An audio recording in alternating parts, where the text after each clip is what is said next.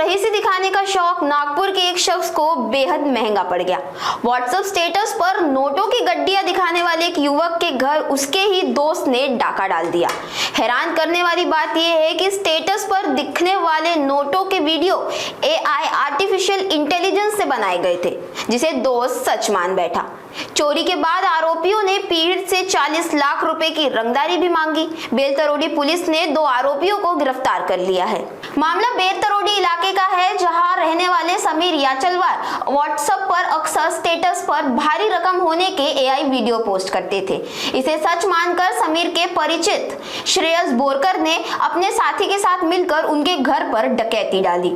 आरोपी पीड़ित की हर मूवमेंट पर नजर रखते थे। जब पीड़ित काम पर गए तब आरोपियों ने घर से 4.5 लाख के जेवर और 4 लाख कैश, ऐसे कुल 8.5 लाख का माल साफ कर दिया।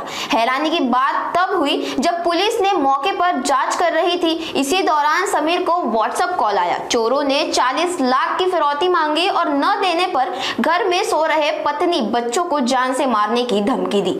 पुलिस ने CCTV फुटेज और कार के नंबर के आधार पर मुख्य आरोपी श्रेयस बोरकर समेत 2 को दबोच लिया है और आगे की जांच जारी है। बेलतोडीच्या हद्दीतले जे फिर्यादी होते त्या फिर्यादीच्या घरात चोरी झाल्याची आम्हाला माहिती मिळाली। त्यावरून आम्ही तपास केला असता तपासादरम्यान एक व्हॉट्सअप कॉलिंगवरती त्याच्याकडे 40 लाख रुपये खंडणीची मागणी केली होती।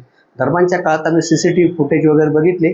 CCTV फुटेजमधून आम्हाला असं कळालं की त्याच्यामध्ये घरामधून कोणतरी एक इसम काही बॅग्स वगैरे फेकतोय। त्याच्यावर CCTV फुटेज पाहून आम्ही जी कार आयडेंटिफाय केली, त्या कारच्या नंबरवरून आम्ही त्या कारच्या ज्याच्याकडे लास्ट पोझिशन होतं त्या इसमापर्यंत पोहोचलो आणि त्याच्याकडून अधिक माहिती घेतली असता त्याच्यामध्ये आम्हाला 2 आरोपी ताब्यात मिळाले आहे आणि दोन्ही आरोपींना आम्ही अटक केलेली आहे आणि अटक करून त्याचा पुढचा तपास आमचा चालू आहे। याच्यामध्ये फिर्यादीला एक सहवर्तीचा माझ्याकडे जास्त पैसा आहे आणि त्याचे त्यांनी AIच्या दरम्यान काही व्हिडिओज तयार केले होते आणि तो त्याच्या मित्रांना ते दाखवत होतं आणि त्या मित्रांना त्याच्या परिचयाचे वाटलं की याच्याकडे जास्त पैसा आहे, त्याच्यामुळे आपण याच्यावरती याच्या घराची घरफोडी करू। त्याच्यामुळे याच्यातला खंडणी मागणारे आणि चोरी करणारे हे सर्व एकच असून त्याच्यामध्ये अधिक आमची माहिती घेऊन तपास करीत आहोत। फिर्यादी काही कामं घेत होता, त्या कामाच्या दौरान फिर्यादीची आणि त्यांची ओळख होती।